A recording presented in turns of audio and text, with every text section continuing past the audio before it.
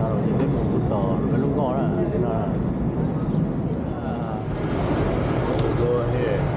This is the shuttle.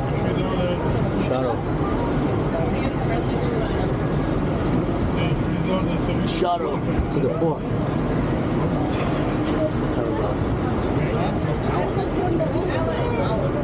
Thành ra với một đó chú yellow đấy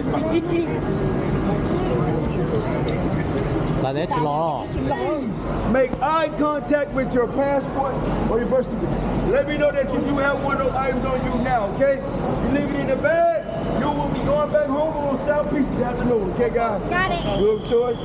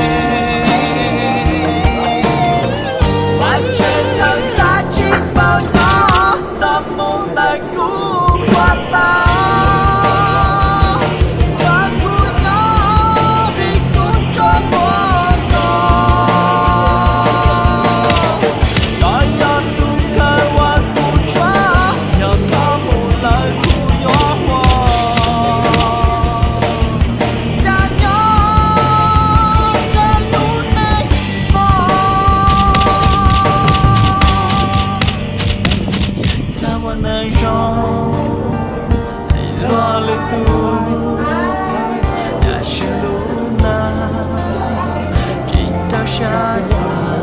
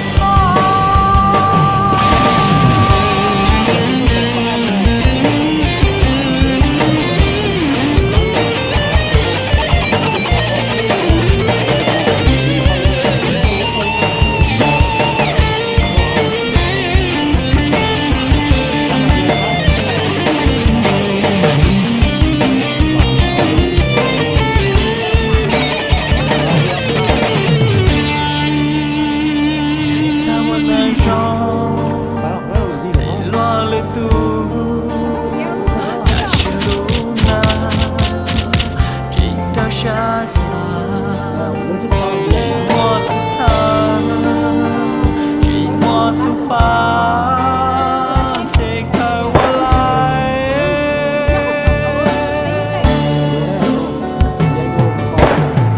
walai li no mu ichi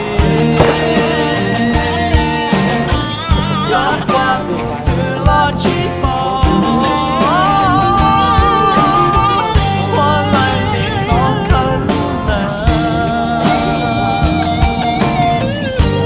trên đời ta chỉ bao gió ta muốn đời cứu qua ta cha cứu nhau vì cứu cho mỗi con đòi nhận tu khai hoàn cứu cha nhờ có một lời cứu gió hoa cha nhau cha tu này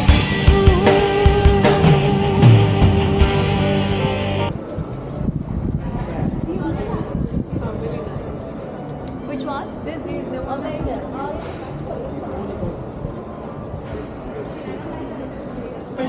Better you go on the left. Where is the buffet?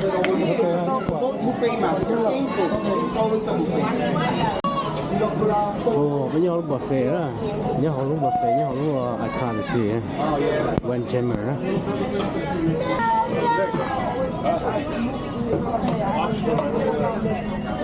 Nhớ họ trai à? Hello everyone.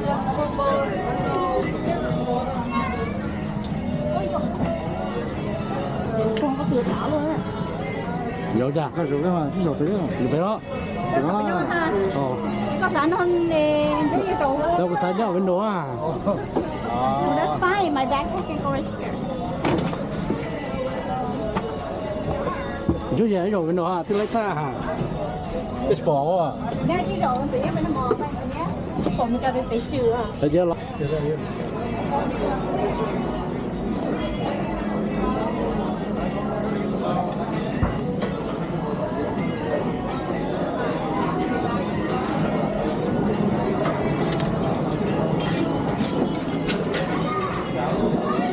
lobster à?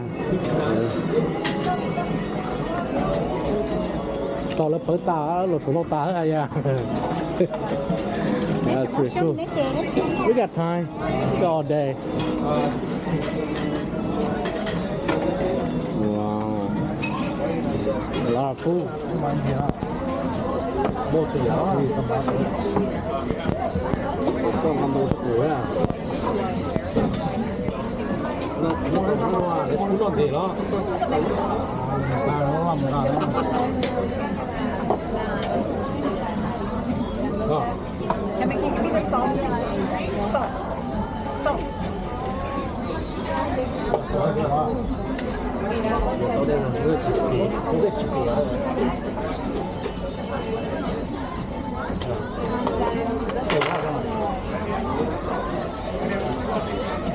Này rồi. Dạ con nó Hả? Chân là hết trò. Cái là của là đây.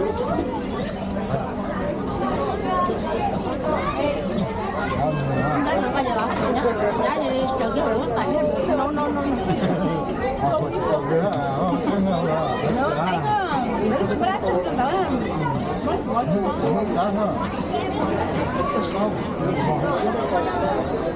Có phải quay tiêu là không còn đẹp.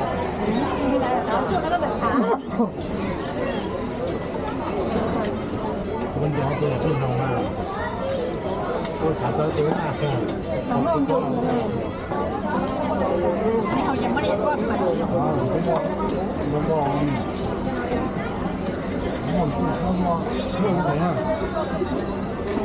Cái là mình làm nó Cái loại xíu đã đẹp. Học variety over the share. cá rồi. Nó khá ra. Lúc đó ta đến tiếng anh nhung này để stay rồi, để sáng stay rồi. Nó from that, nó biết lọc hầu. Lúc bảo giờ nó lên nó khăn cả. Nếu bạn nói lên đâu á, không được from đó. Là phải gì nữa. Mất chi, mất học. Nhớ giờ thôi.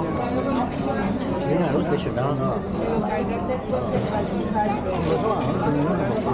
Rất là tàng đấy.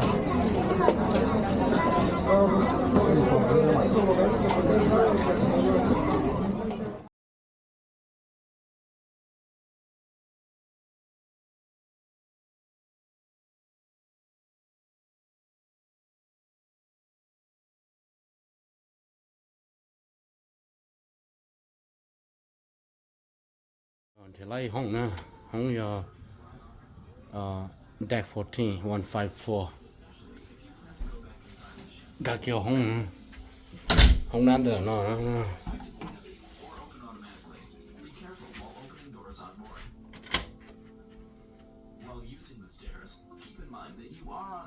Giờ nó lúc số phá nó.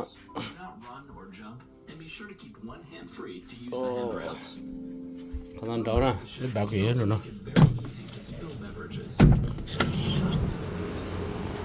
Tao kia nó nói thế. Ô, tôi bự nó sao? Nhớ kia là nó phô mà mình phô nó. Chẳng tu cơ nó, chả. Chín tuổi sao?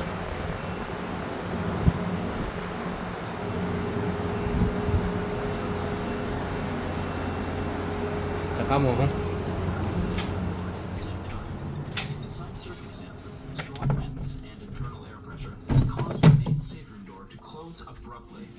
Always close the balcony door before opening the stateroom main door, and be cautious of your fingers. When going ashore or participating on excursions, Closet. Closet. Store it. roads or getting out of taxis and buses. Be mindful of the road, Safety box. Bathroom. against renting personal watercrafts or mopeds.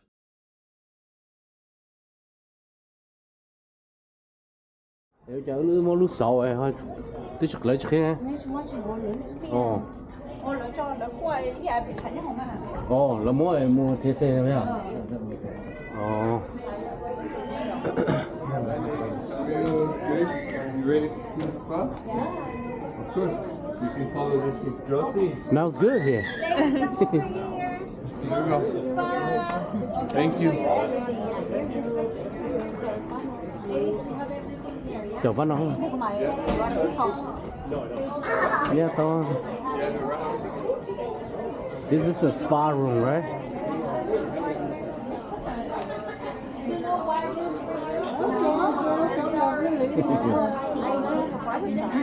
Anybody looked at Ivy before? Let me know. Ivy before.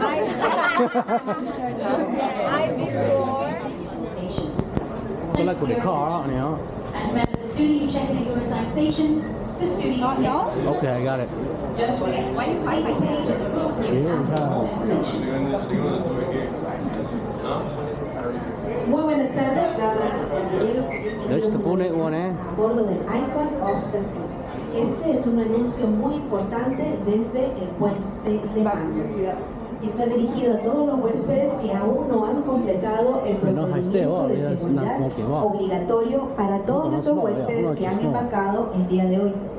Una vez más, este anuncio está dirigido principalmente a todos los huéspedes que aún no han completado el procedimiento de seguridad obligatorio para todos los huéspedes que han embarcado el día de hoy. Les pedimos por favor que procedan en este momento directamente a su Ồ, rồi nhá, nó lại cái sau rồi nhá. si no lo han hecho todavía. Les pedimos por favor que procedan directamente a su lugar de reunión en este momento. Out of service. Una vez más, nos gustaría recordarles que este procedimiento de seguridad es obligatorio para todos nuestros huéspedes. Recuerden, es rápido y fácil. Lamentablemente, no podemos permitirle a nadie que no lo haya completado que navegue con nosotros el día de hoy.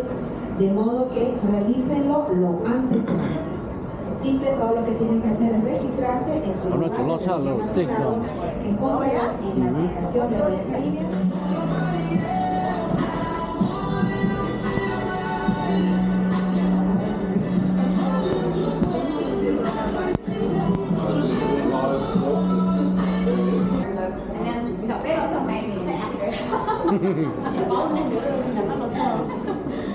Em một thay là lúa đại mình một thay bên nhỏ như thế à, nhỏ thôi à, như sắt. Cái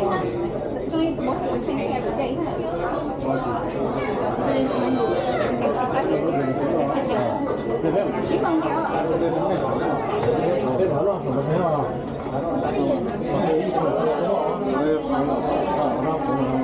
Nó giờ không giờ à? Ở Việt Nam cái chung nó mà every night. Yeah. That's the main dining room. Nó như chạy free level. Cô hơn. Thấy không? Nó. Đây bên tôi bên tôi check off nè. Thấy không? Đây bên tôi bên tôi check off.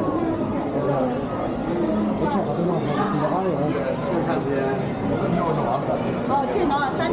No, it's not here. No, we were on the other side over there. The Royal Theater's down there. Chỉ có nó không có bên một cha.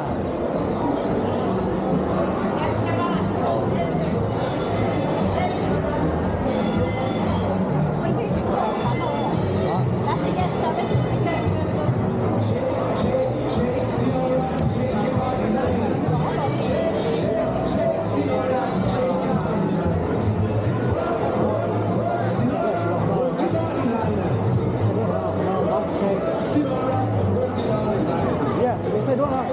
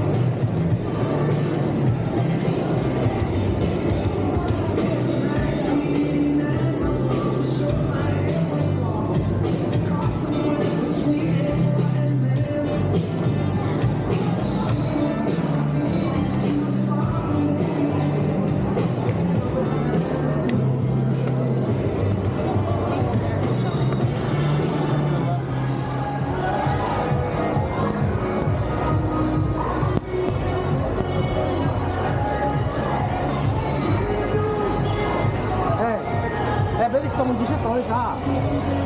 That was ah. You go around circle, right?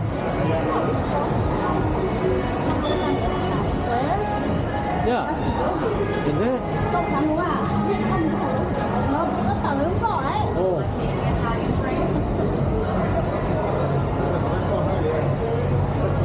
Đúng một tàu sáng rồi à? Cái thay nó hay à? Có bỏ nó thì có một mua à?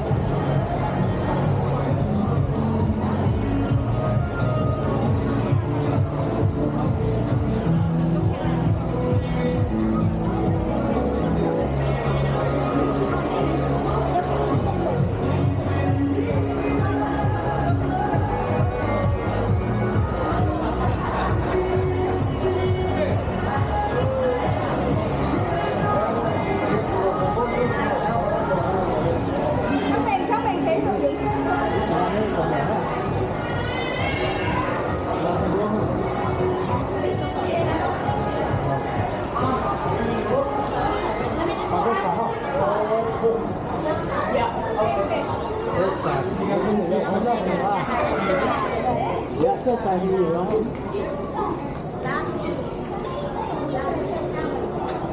Chắc là nó nhiều cả là không? Exercise luôn, chắc là nhiều đâu. Vấn đề. ห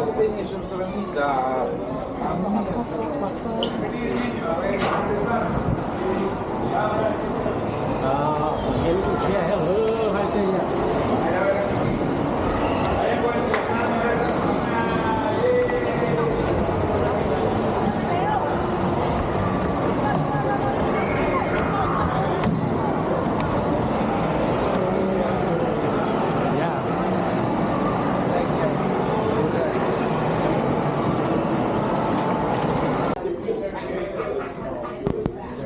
Central Park. Maybe I can't run Central Park. Whoa. Wow. Look at that. Cái đứa trẻ Louis Vuitton. Cái giá bữa bên nó hơn. Cái cao là bữa.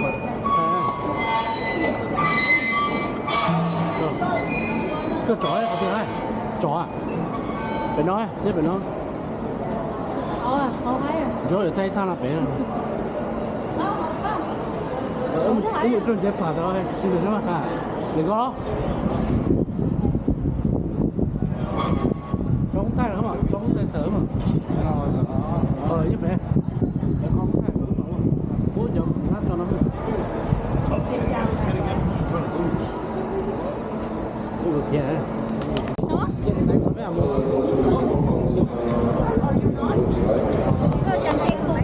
Right over there. For your attention, please stand by for the second announcement in Spanish. After that,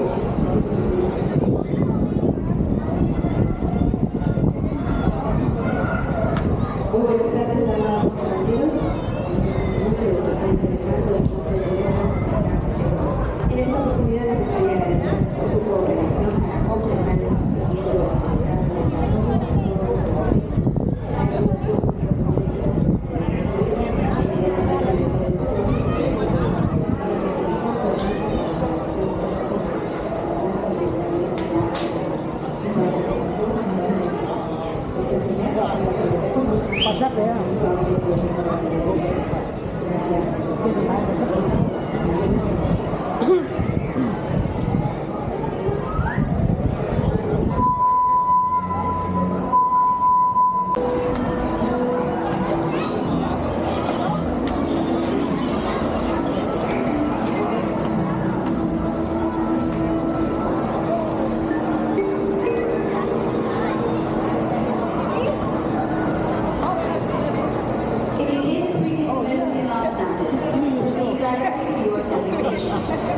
Please note that all emergency exits are always clearly marked and illuminated, illuminating escape route signs all directions to your bus reception stations throughout the ship.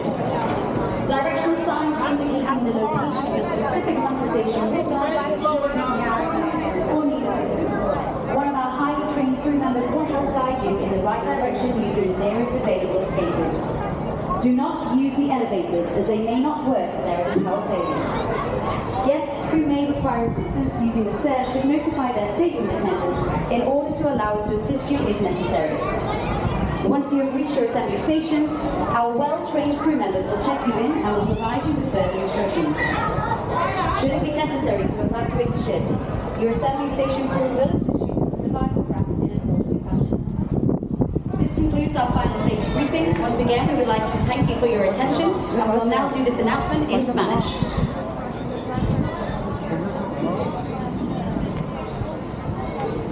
La tripulación de su lugar de reunión los asistirán para llegar a su embarcación de supervivencia de una manera honesta. Esto concluye nuestro procedimiento de seguridad final. Una vez más quisiera agradecerles a todos por su gran atención y cooperación.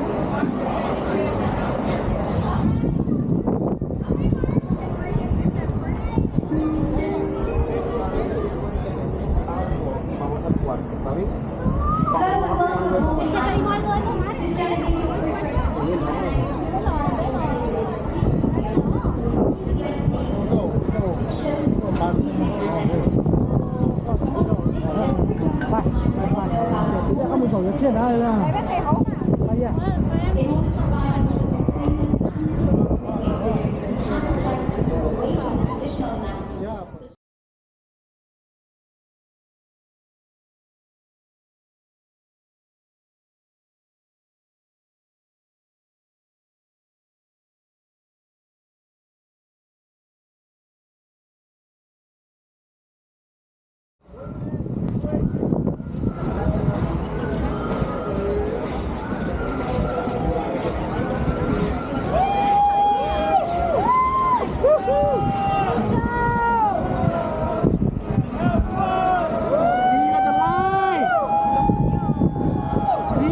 finish line. Wow, nó cực đó, wow. Lúc này lúc horizon á. Đúng không? Bên đây là thế không?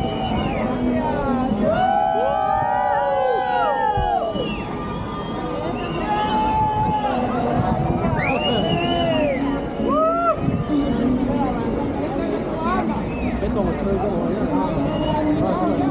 Muốn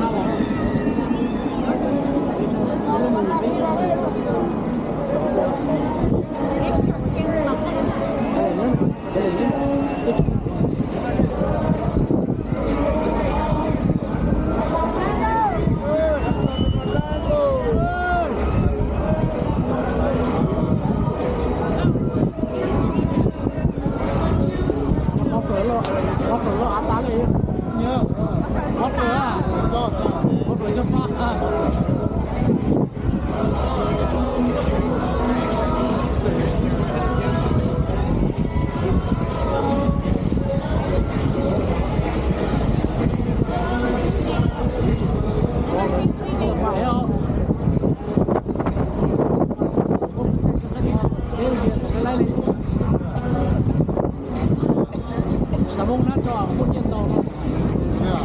Còn đây là những riêng trong TikTok đó là không có đúng sai cho. Nó khỏi nhìn.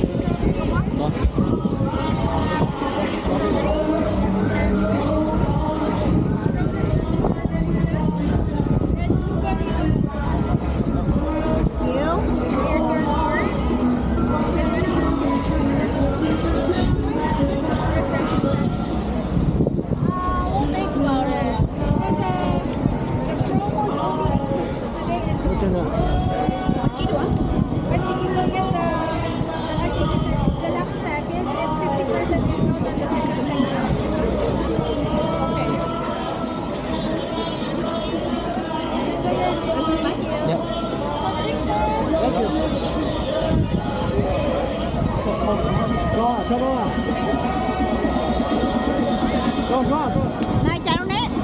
Bây giờ sử dụng con chuyện khác kiểu sao? Thì phải cho này đúng không? Chỉ có lên không đấy. Số đó cái này lúc đó. Đó là.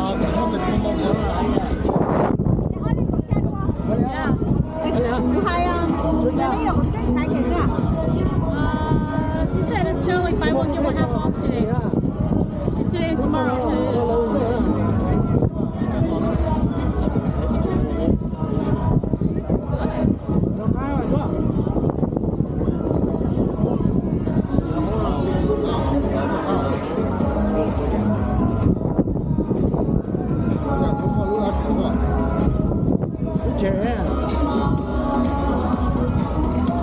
Tới đầu chuyển xe máy nữa. Dạ. Cái sản nó cứ hồng tông tông à? Dạ.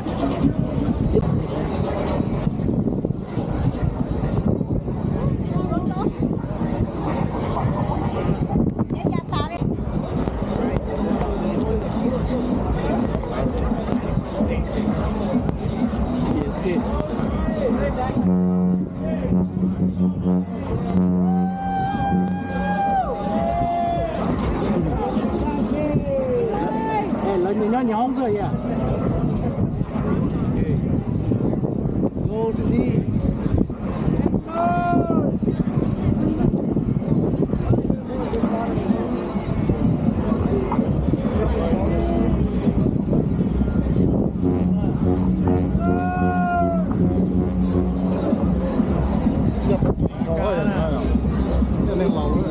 Dạ.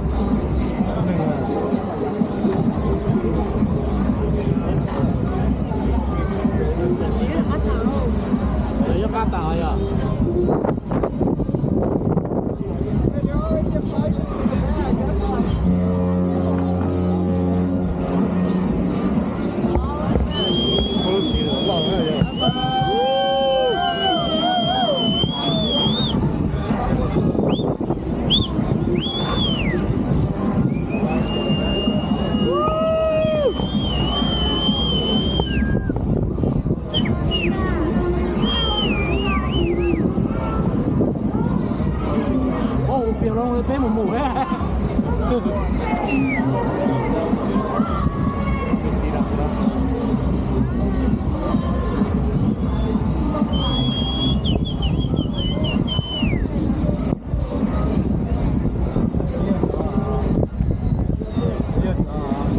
salida atrás, mira, la puntita.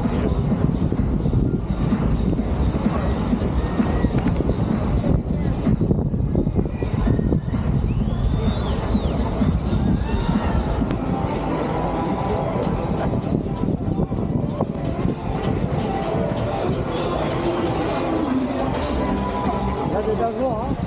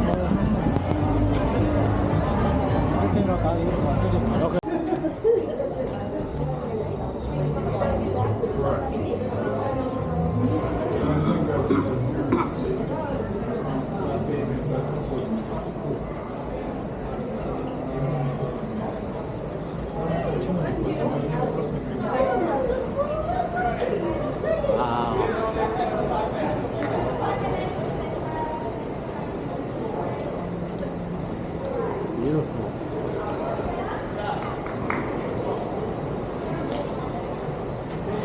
Drop.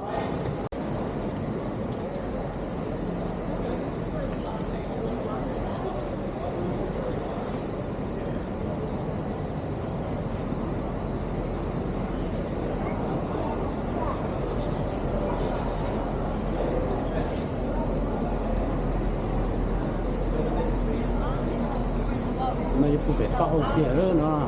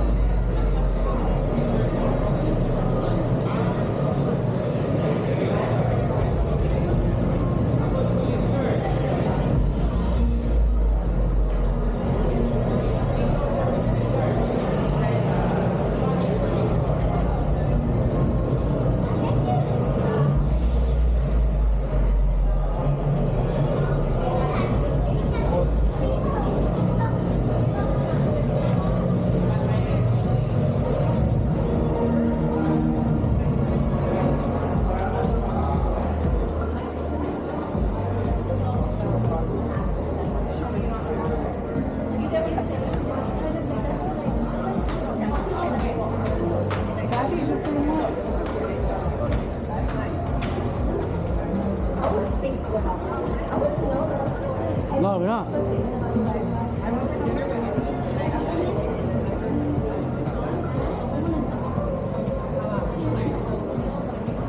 Rồng nó to à, biết sao rồng. Để điện đây nào. Lúc lo con này, lúc lo. Rồng cái con này. Hả? Có hết trời. Let's go around.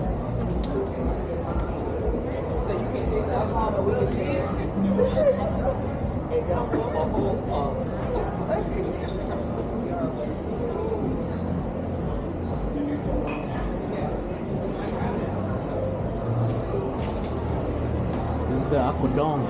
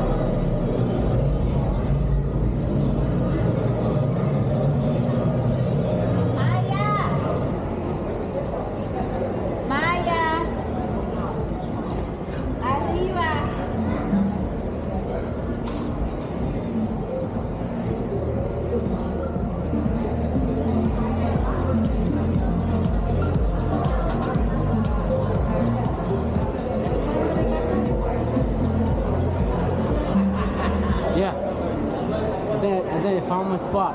I found my spot. Nó hay chơi chứ? Yeah. Nó hay chơi đấy à? Nó với sản nhân xuất đáเลยchứ? Sai khẩu đấy đâu?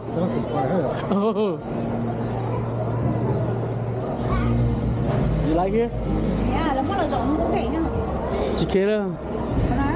Yeah. Đây bảo họ chứ? Gắt sẵn đâu lo? Here, here. Cà phê từ ai được rồi, lần tới có mà sang đâu.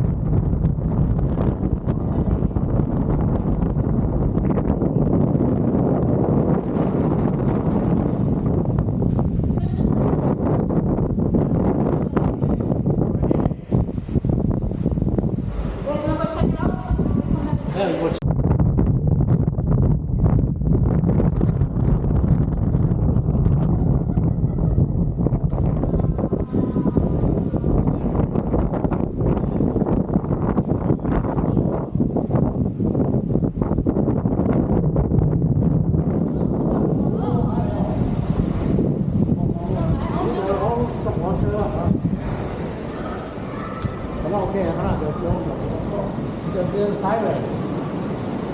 This is down sideways. Oh. Chỉ có đi nữa, thì sao lúc cái xe này tôi đắt rồi.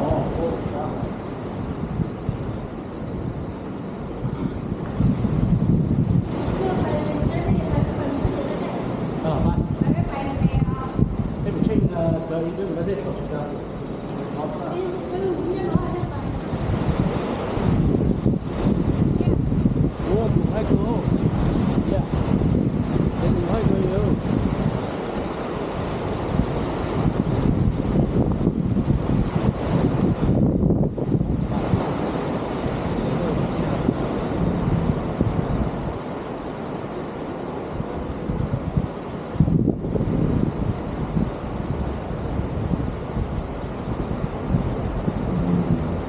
Yeah, nung nữa cho mong nó cơ gì đó.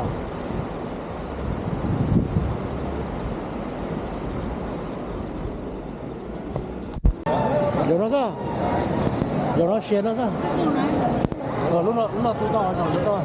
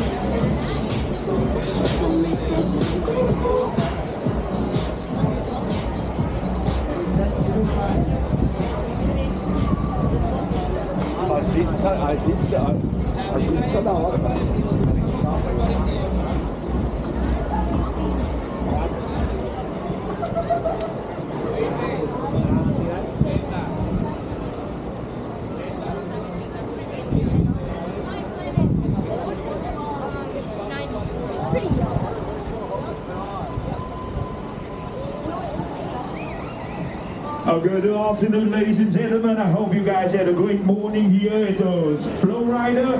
So we are busy from 11 to 12 with Xiong Assist.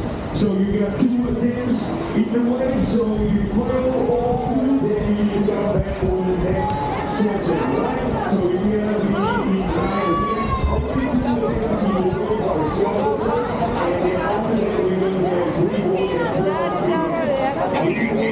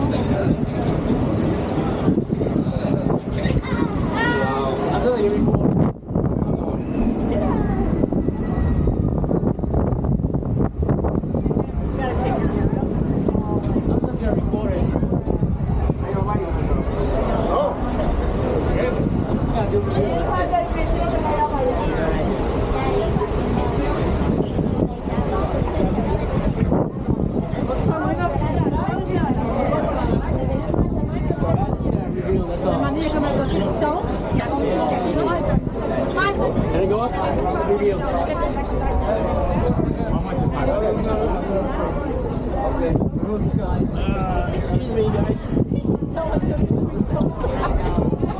I'll be right down.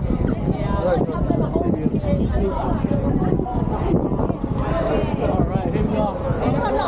I'm just gonna review this up. Here's the line. Okay, I'm going now. Thank you.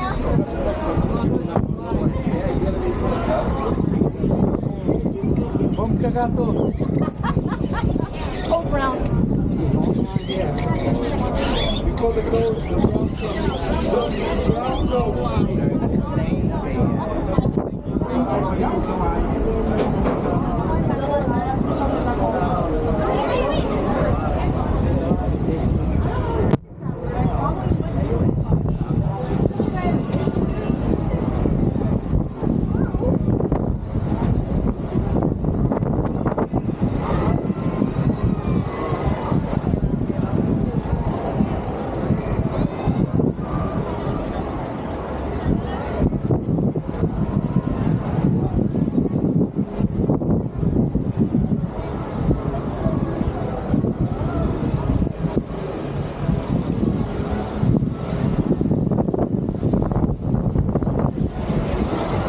drop one. Không lấy được đâu.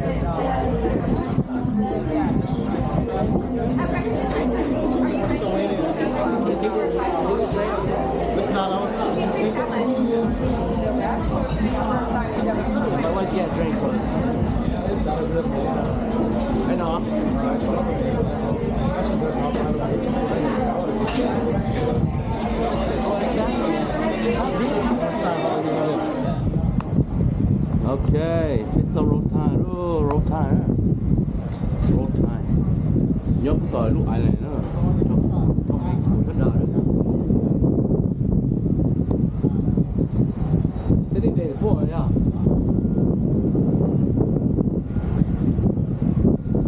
Biết chuyện chạy bán được nó rồi chưa?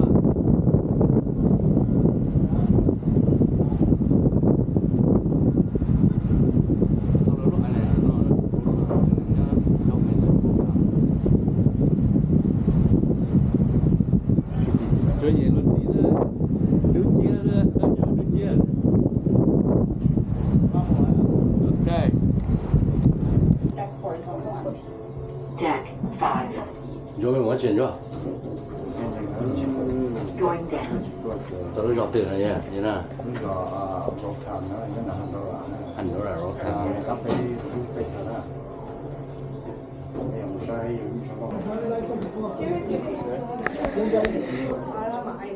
Which one? Zone 1 huh? Again for đây một trên này á, để có thể check again.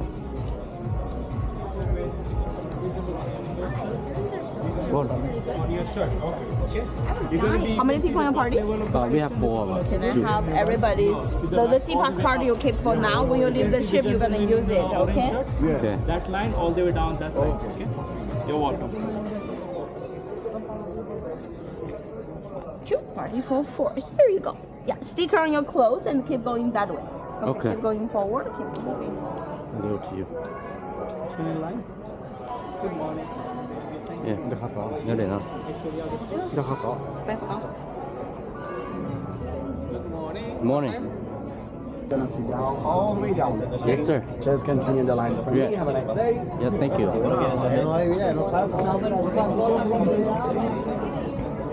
Alright. Still all the way here. Hello. I guess we're the same group, right? I don't know.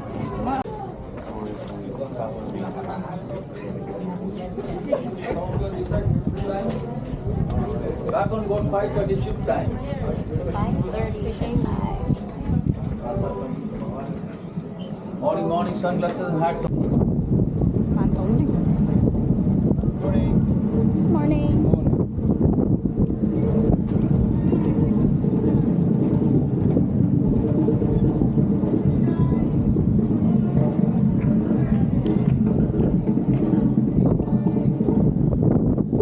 Đây là bạn.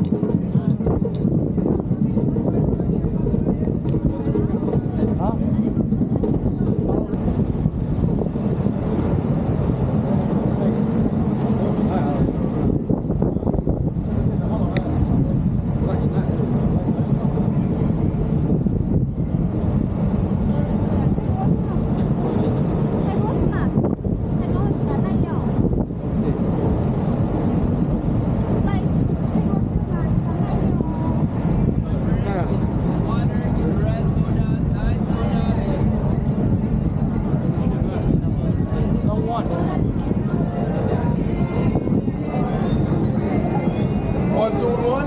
Yeah, no one. Right here, guy. Let me see your ticket so I can see what you're doing. Horseback, good. You doing horseback as well? Okay, good. Hold on to it. Oh, here's your line, right here. That's right. Hold up your hand. Hold up your hand, that's it. All right. That's what you guys are doing.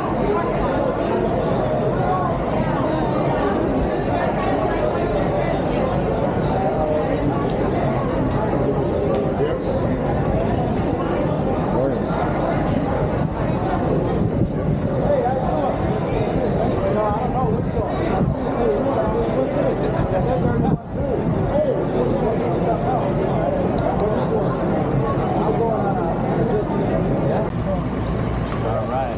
We're inside the bus. To War Station somewhere.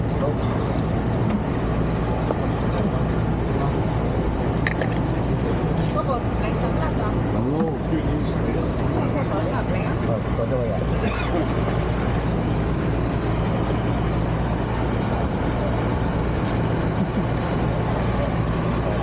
In the bus.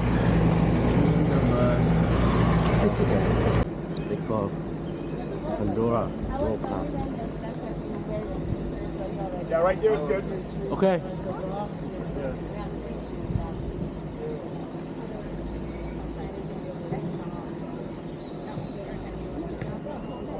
Yeah. You know the fins on. Well, I don't think so. How? Cho phải theo tôi rõ. No. Look who you stop there. Oh yeah, that's right. Yeah, maybe they just got here. Maybe they buy it, stay strong.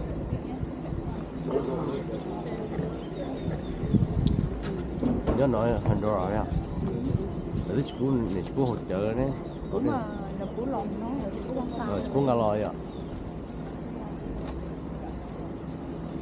cái chuột to nữa dạ đó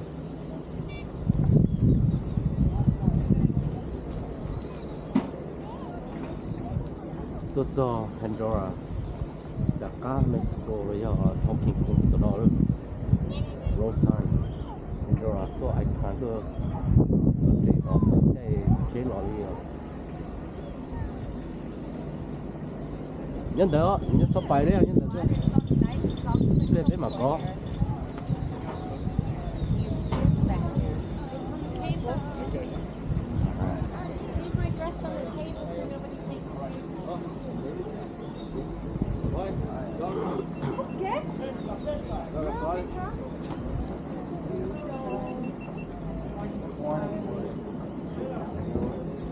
She has beautiful eyes. Thank you.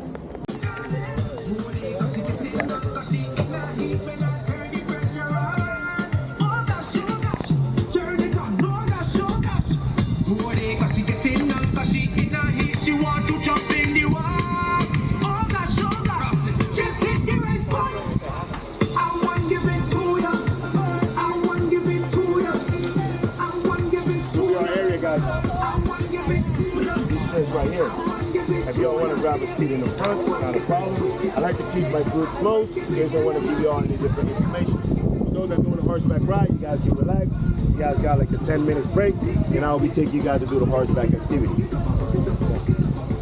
Yeah. So this will be your area right here, guys.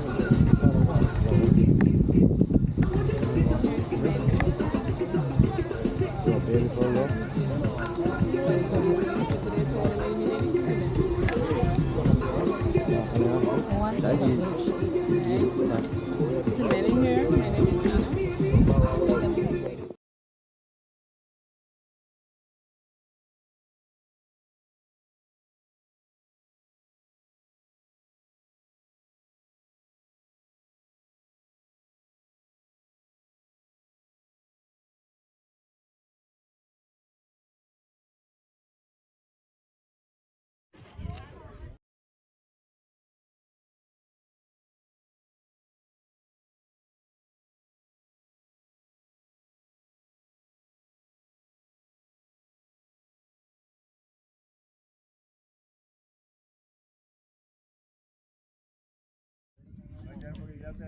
ok bây giờ từ Turquoise Bay Beach Resort á bây lúc ai khán cho biết tôi nó bên book cho nên ta vậy tôi chỉ còn là tay của này nó đây mà Josias thì lúc trong quốc tế đây là lúc ai làm hết nè nhớ là Pandora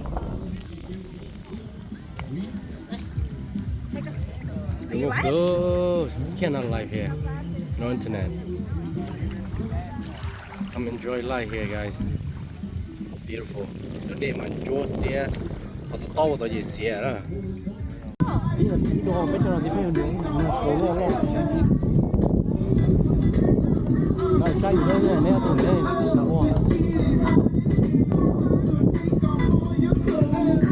Bố kia nó về chứ, không nó kiểu không có.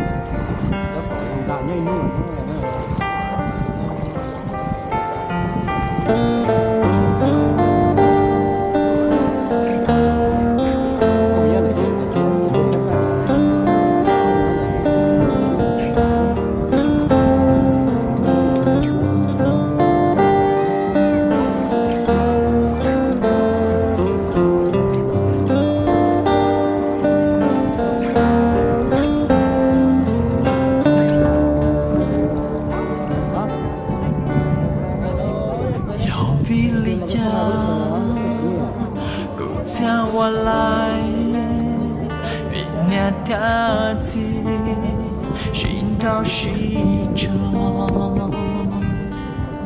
寂寞年路，寂寞节奏，路难到达，天离我来。có trái bò tao cũng ngó luna chỉ chua lăng tư nhỏ lo lu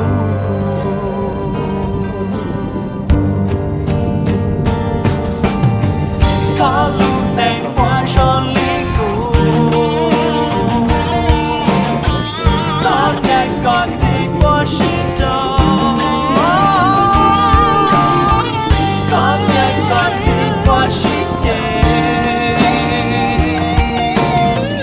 Hãy subscribe cho kênh Ghiền Mì Gõ để không bỏ lỡ những video hấp dẫn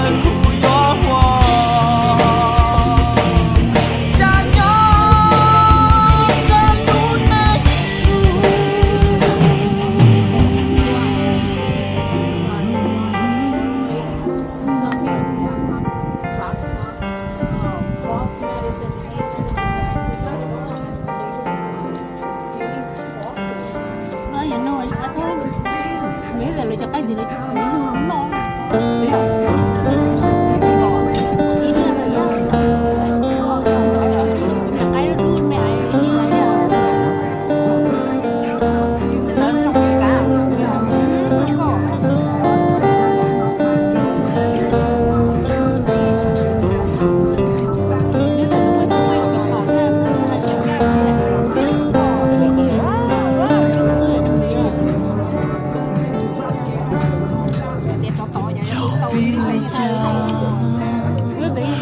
Tiawa lai Binya tiati Shinda shicha Chỉ mua nhà lu Chỉ mua chi sao Lũ nành ta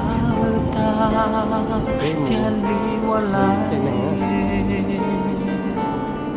Có trái bộ tao Cũng ngó lưu na Chỉ chua lăng tư Dọa lo lưu cụ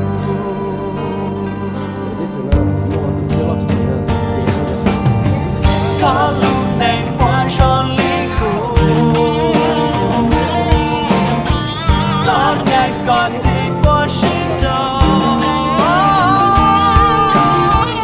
Có ngày còn gì bỏ xin chê Và trên thân ta chỉ bao nhỏ Giờ muốn đời cũ qua ta Cho cũ nhỏ vì cũ cho mùa con Đói giọt tu khai hoàng cũ chóa Nhờ có một lời cũ gió hoa Cha nhỏ cha nụ nê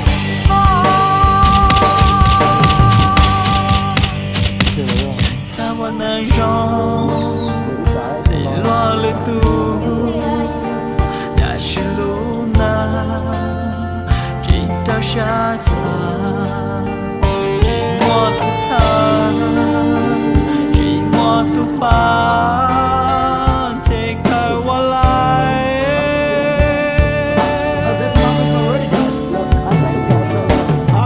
While I lean on một ý chí Nhớ qua thủ từ lo chỉ bỏ While I lean on khởi luna Và trên thân ta chỉ bao nhỏ Giờ muốn đời cũ qua ta Cho cũ nhỏ vì cũ cho mùa con Đói giọt tu khai hoàng cũ chóa Nhờ có một lời cũ gió hoa Cha nhỏ cha nụ nê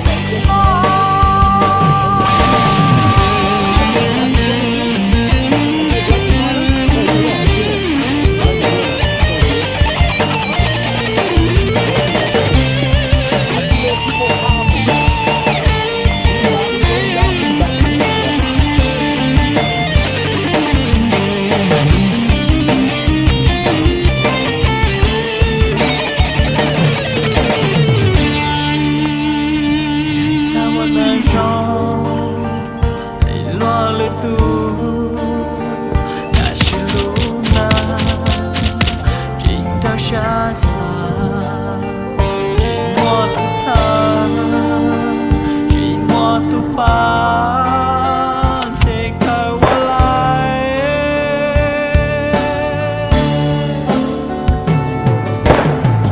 While I lean on một ý chí Nhớ qua thủ từ lo chỉ bỏ While I lean on khởi luna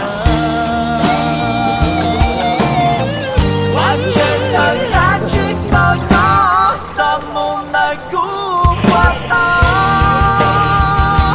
Cho cũ nhỏ vì cũ cho mùa con Đói giọt tu khai hoàng cũ chóa Nhờ có một lời cũ gió hoa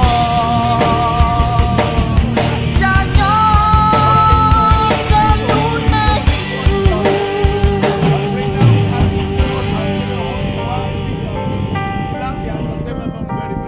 Yeah. The island people, guys, all time prefer eat the ocean fish, not tilapia. Why? Because they say the ocean fish is more natural. The one. No ponies? No, this is a pony. Oh, this pony. You see him? Yeah, yeah, yeah. This is a pony. That's in the donkey. Watch your head in green. Watch your head.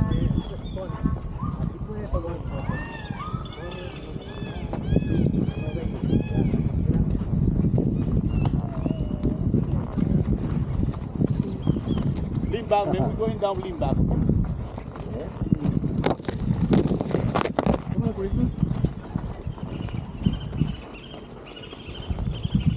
Just to make sure that it's a chestnut. It's a Swiss and it's funny we make that for toast. That for toast.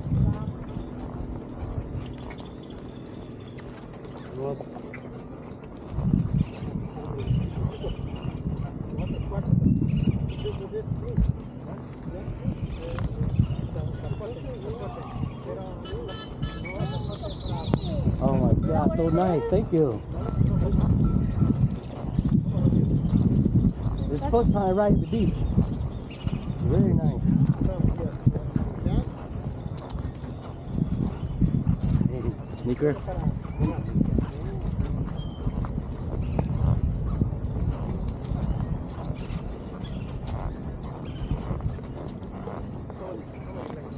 Tomar las fotos. Yep. Oh.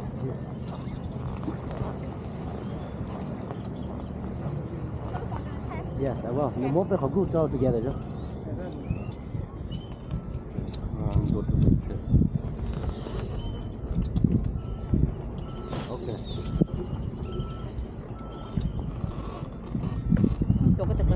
One over there. It's okay.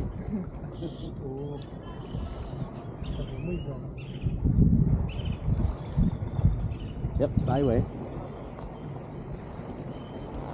Yeah, like that too.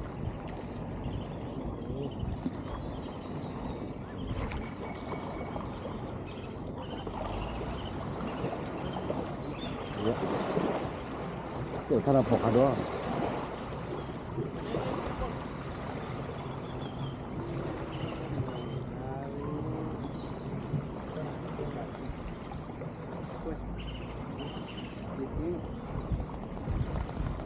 That's it.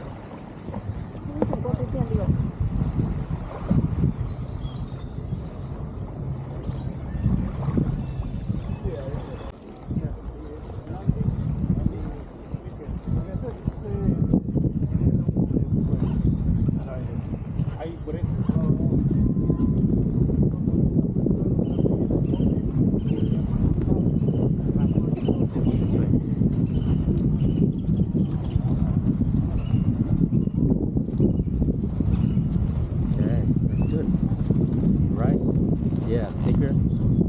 Thank you.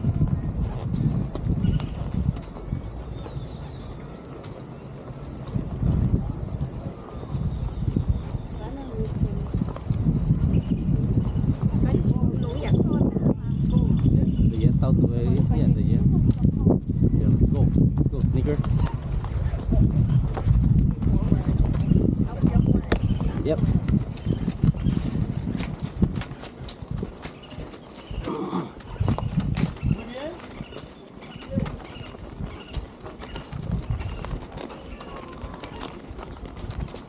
Nó hiker dữ. Có tụi có chỉ nấu chó gì không?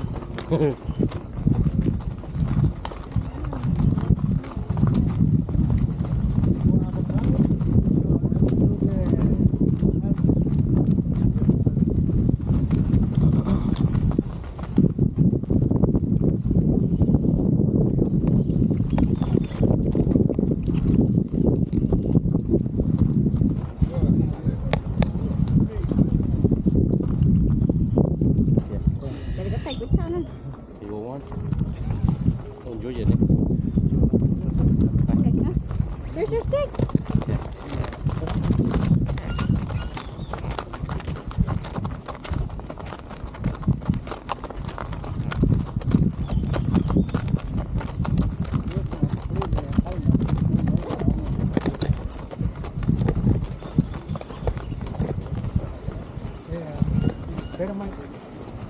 Espera, Oh, termite, huh? Oh, right there. Right there. Termite. Yeah.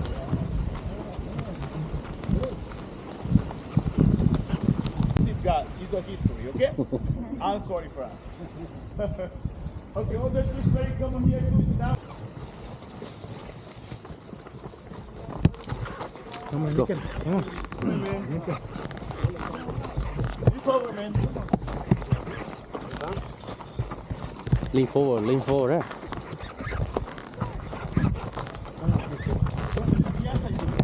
Yeah, let's go.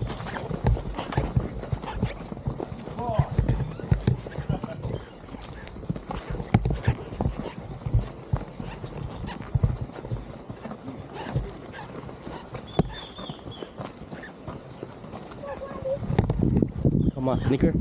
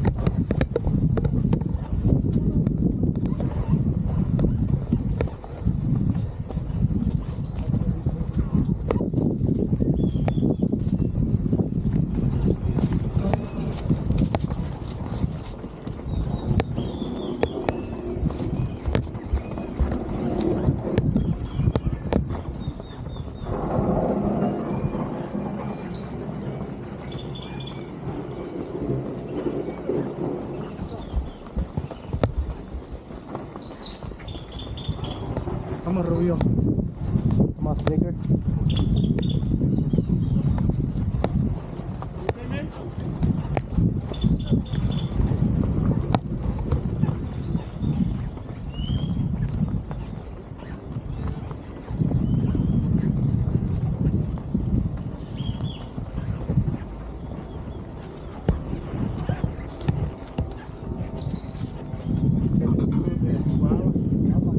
Oh, guava, huh? Wow. They're all. No fruit? No fruit. Not ready? No.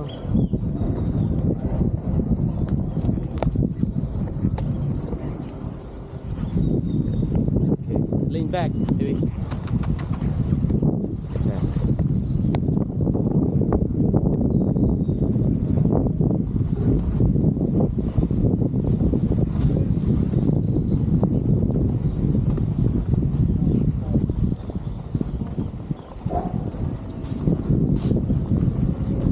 Pika.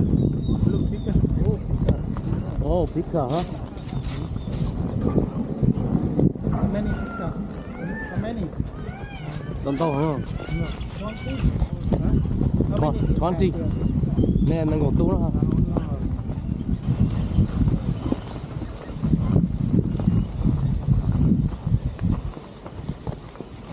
Lean back.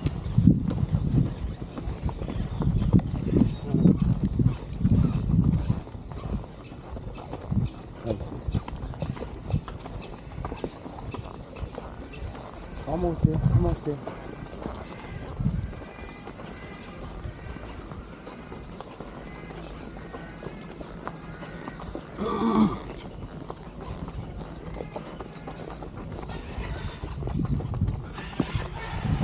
What's that, monkey? No monkey. Oh, no monkey? Solo green Macau, blue Macau. Oh, more Macau, huh? Red Macau. Chicken, Oh, paisa, okay. Pika.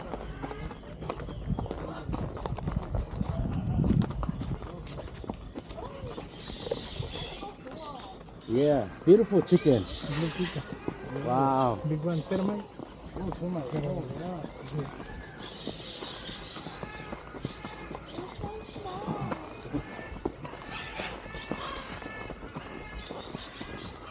Okay, blue Macau. Okay. Oh, yeah.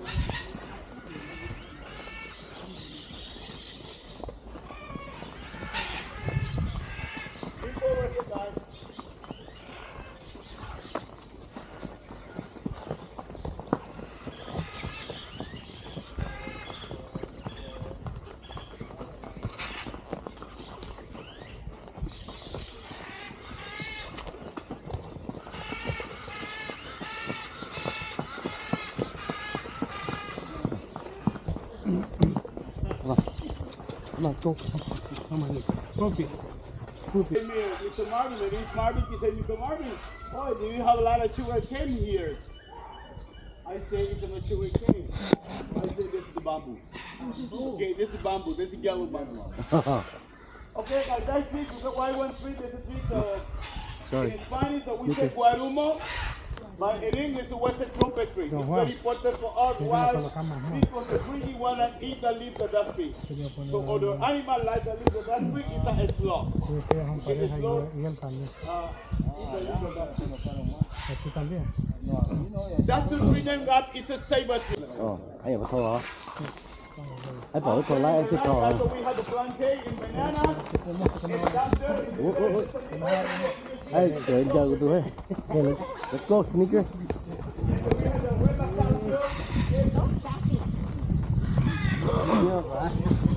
Don't go near that guy.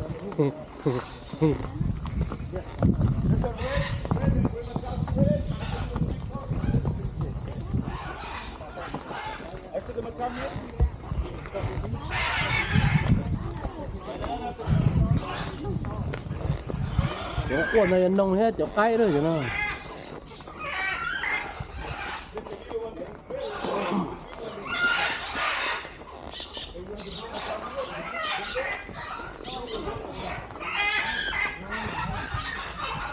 Nâng nâng cố vậy nào.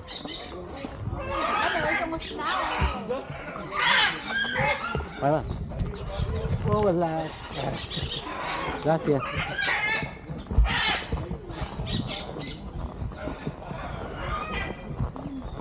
Go live.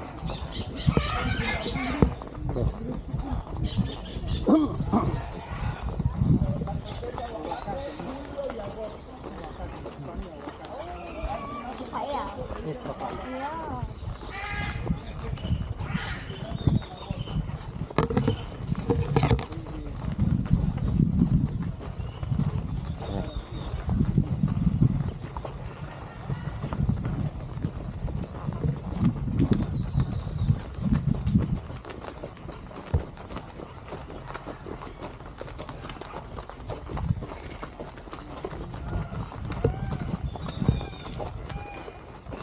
Commençons.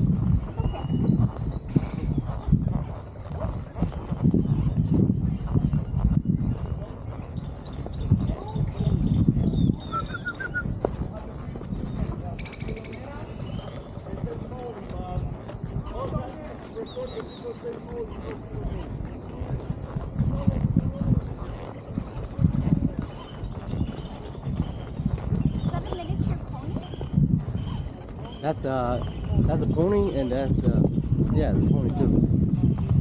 Pony horse.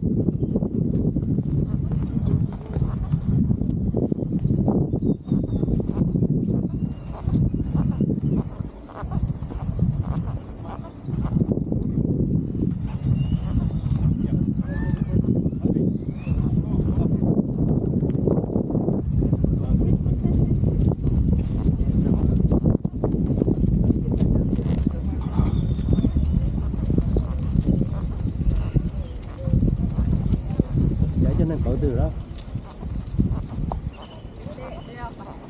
Hả?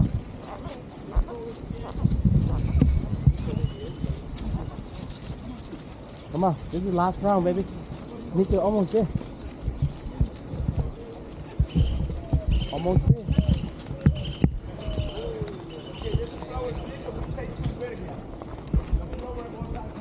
Come on.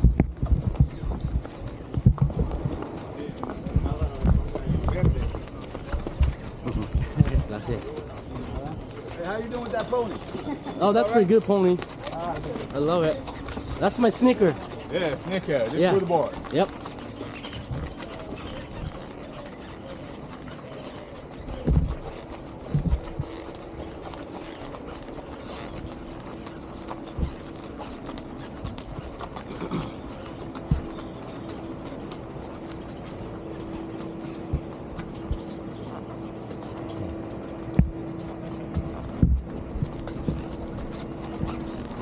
Sneaker is really good. Yes, I do. Yeah. Not yet, not yet. Last one.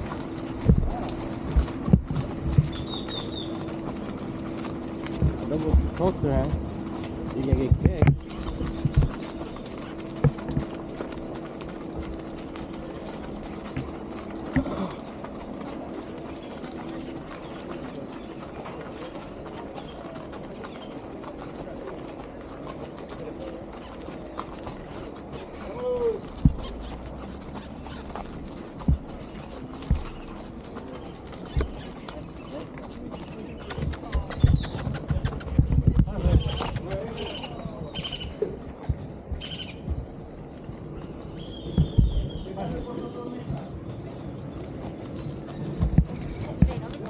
Picture. Chị sao cái này không? Câu cũ quá.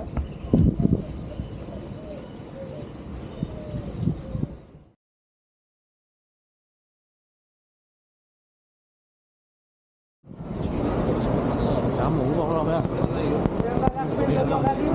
Itu lah cuma bola, itu lah kena.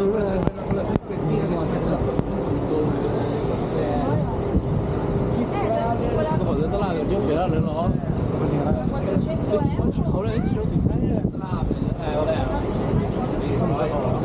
Vậy là đứt lọt vào đấy.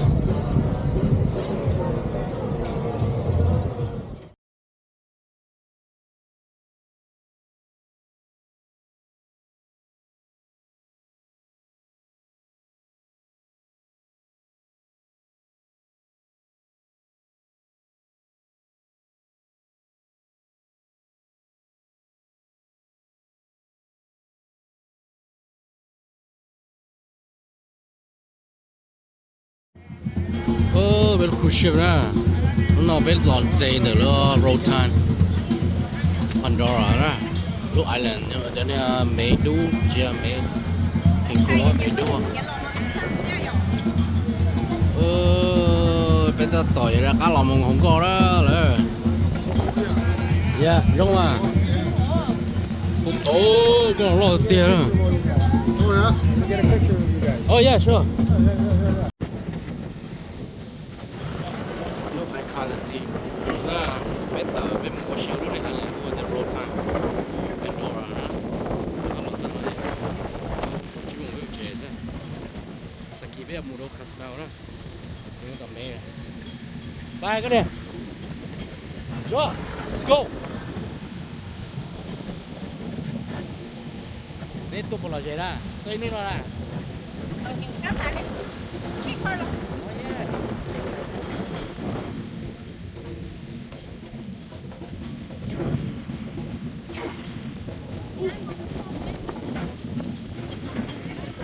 Lo chạy lo cha lo nhiều mà mình cả.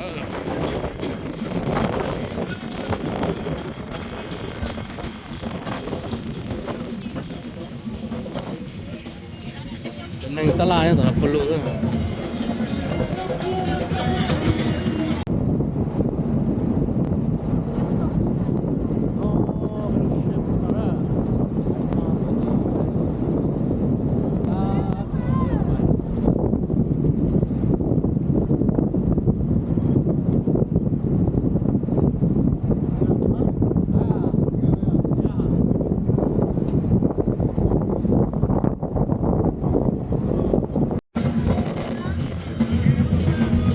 Phải không?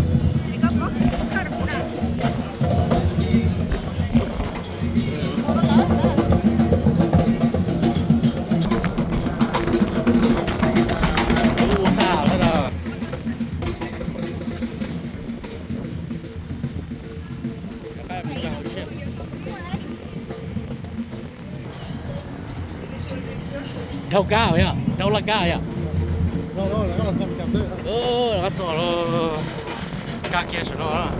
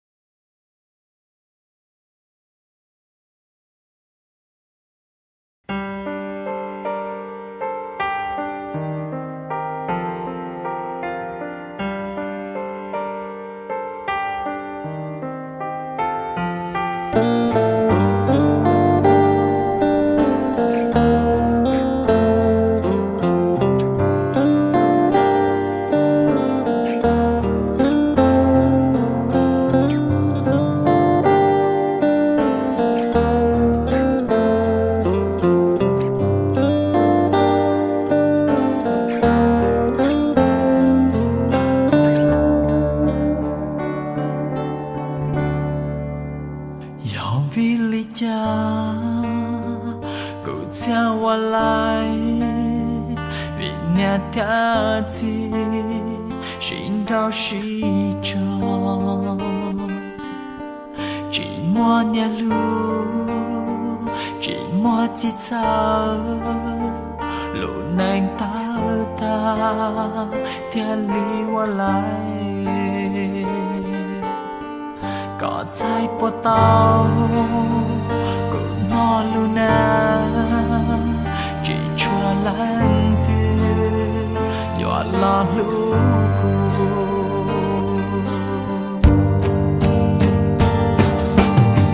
có lu này qua cho lý cụ có ngày còn gì qua xin đó có ngày còn gì qua xin chê và trên thân ta chỉ bao nhỏ ta muốn đời cũ qua ta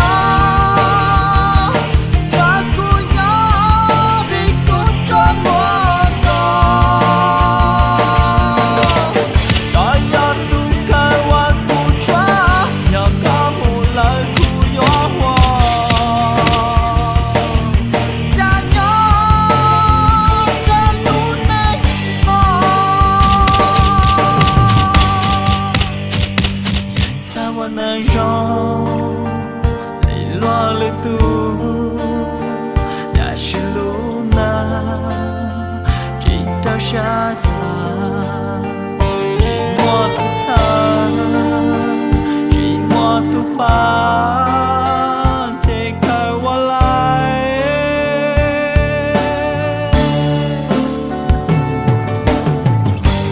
lại li nó mu ý gì gió qua tu từ lo chỉ